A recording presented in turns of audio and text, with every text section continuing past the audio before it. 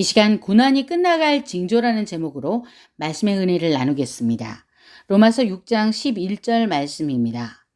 이와 같이 너희도 너희 자신을 죄에 대하여는 죽은 자요 그리스도 예수 안에서 하나님께 대하여는 살아있는 자로 여길지어다.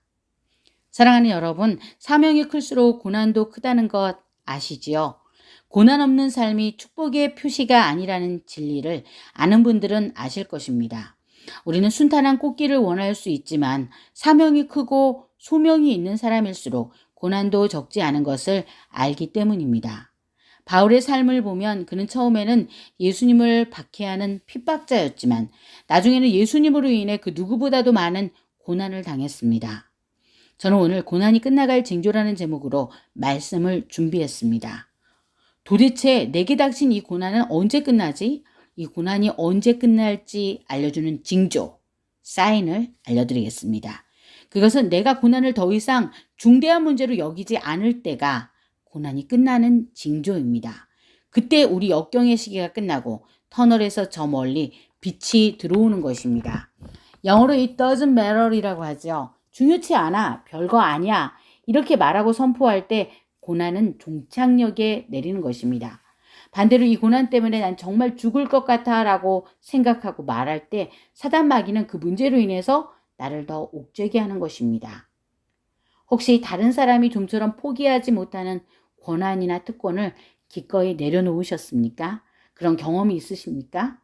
그렇다면 주님께서 일하실 때입니다. 요셉은 바로 앞에 나아갔을 때 높은 자리에 오르기를 기대하지 않았습니다. 왜냐하면 요셉은 자기를 누르고 있는 모든 상황에 대해서 이미 죽은 사람이었던 것입니다. 그래서 로마서 6장 11절은 우리에게 분명히 말씀하고 있습니다. 이와 같이 너희도 너희 자신을 죄에 대하여는 죽은 자요 그리스도 예수 안에서 하나님께 대하여는 살아있는 자로 여길지어다. 요셉은 완전히 죽어있는 자였습니다. 죄에 대해서는 죽어 있었던 것입니다. 하나님은 우리에게 말씀하십니다. 더 이상 역경을 그리고 그 고난을 고난이라고 여기지 않을 때 그 고난이 끝나갈 징조라고 말씀하십니다. 요셉은 로마서 6장 11절의 말씀처럼 자기를 둘러싼 모든 상황과 함께 또 모든 환경에 대해서 죽은 사람이었습니다. 요셉은 역경의 한가운데에서 하나님의 눈을 의식하며 살았습니다. 사람 의식하고 사람에게 잘 보일 수 있었지만 하나님만을 의식하고 하나님께만 바르게 보이려고 했던 것입니다. 충성은 무엇입니까? 충성은 하나님과 나와의 관계입니다. 충성은 시종여일하다는 것입니다. 지금은 아프지만 반드시 때가 있습니다. 크로노스의 시계, 제깍제깍 추천과 분침의 저 시계 말고 하나님의 시간, 카이로스의 시간이 있습니다. 지금은 죽을 것 같을지라도 가장 고통스러운 그 시간은 주님이 함께 슬퍼하고 함께 눈물을 흘려주시는 소중한 시간입니다. 왠 줄 아십니까? 죽으면 다시 살기 때문입니다. 내가 죽으면 이 눈물 골짜기가 샘이 되고 비가 되어서 우리를 다시 주 안에서 살게 합니다. 주님께서 나를 낮은 곳으로 이끄시는 이유를 알아야 합니다. 나를 낮은 곳으로 이끄시고 나를 낮은 곳으로 내리실 때마다 오직 그런 과정으로만 하실 수 있는 무언가를 이루려고 하심을 아셔야 합니다. 욥기서는 말하고 있습니다. 그는 은밀한 것을 드러내시며 죽음의 그늘을 광명한 대로 나오게 하신다고 말했습니다. 욥은 42장 3절에서 이런 고백을 했습니다. 나는 깨닫지도 못한 일을 말하였고 스스로 알 수도 없고 헤아리기도 어려운 일을 말하였나이다. 욥은 당대 의인이고 자기 자신에 대해서 안다고 생각했습니다. 그런데 그가 낮은 곳에서 진리를 깨닫고 하나님을 체험하고 그 체험을 통해서 낮아지며 하나님을 다시 만난 것입니다. 언제 고난이 끝납니까? 창세기에서 요셉의 생애를 보시면 그 답이 있습니다. 그것은 시편 105편 17절로 19절에 다시 고백되어집니다. 그가 한 사람을 앞서 보내셨으며 요셉이 종으로 팔렸도다. 그의 발은 착고를 차고 그의 몸은 쇠사슬에 매었으니 곧 여호와의 말씀이 응할 때까지니이다. 그렇습니다. 그의 말씀이 응할 때까지 그를 단련하신 것입니다.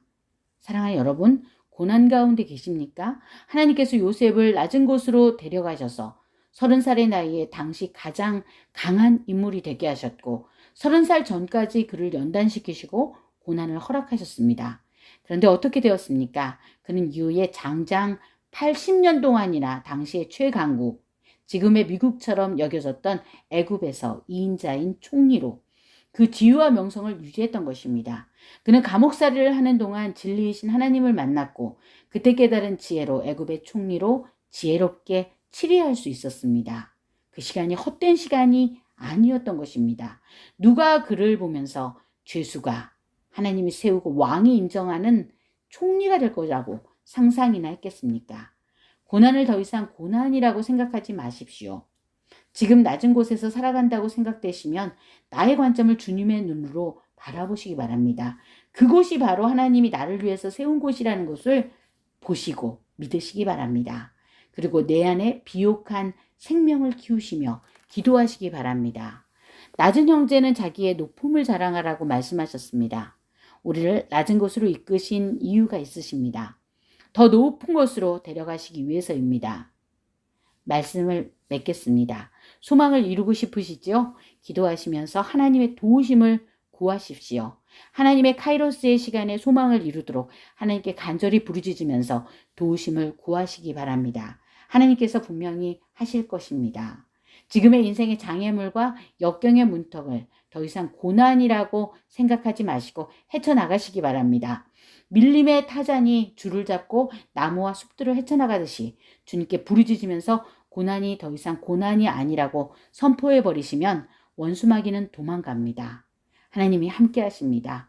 기도는 응답이 예비되어 있습니다.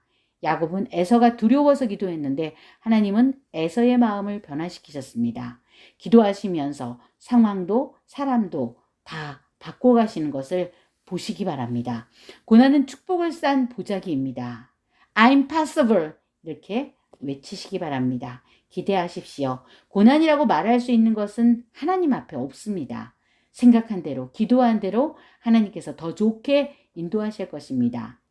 가장 좋은 길로 인도하실 것입니다. 사람이 무엇으로 심든지 그대로 거둔다고 하셨습니다. 주님께서 하실 것을 믿고 고난을 고난이 아니라고 선포하고 하나님께서 함께 하시는 시간이라고 선포하면서 나아가실 때 동굴도 터널도 우리 안에 다 그 막을 내리고 종착역을 드러낼 것입니다. 이때부터 이루실 주님을 찬양합니다. 할렐루야.